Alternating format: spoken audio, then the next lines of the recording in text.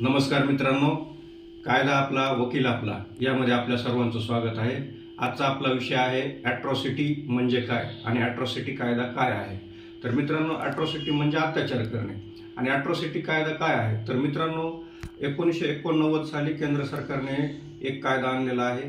त्या कायद्याचं नाव आहे SC/ST प्रिव्हेन्शन ऑफ ॲट्रॉसिटीज ॲक्ट असं या कायद्याचं इंग्लिशमध्ये नाव आहे। तर मराठीमध्ये याला अनुसूचित जाती जमाती अत्याचार प्रतिबंधक अधिनियम 1989 असं म्हटलं जातं।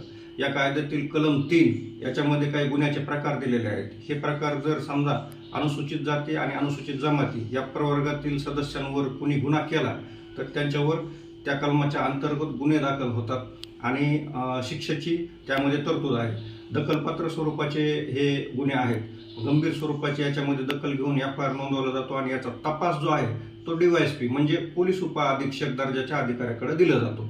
या कायद्याअंतर्गत जे पीडित आहेत त्या पीडितांना संरक्षण देण्याची तरतूद आहे। त्याचबरोबर त्यांना आर्थिक मदत मिळवण्यासाठी देखील तरतूद आहे। त्याचबरोबर इतर कुठली मदत म्हणजे कायद्याच्या अंतर्गत देण्यात आलेली आहे ती सर्व मदत त्या पीडितांना दिली जाते। तर याच्यामध्ये अनेक प्रकारचे जे गुन्हे आहेत त्या गुन्ह्यामध्ये कडक शिक्षेची तरतूद देखील आहे।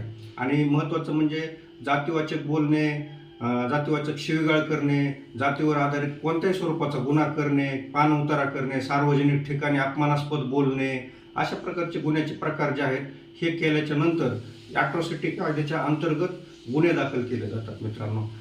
तर हा कायदा अनुसूचित जाती आणि अनुसूचित जमाती या प्रवर्गातील सदस्यांसाठी आहे मित्रांनो। तर आपल्याला हा कायदा समजला असेल। धन्यवाद।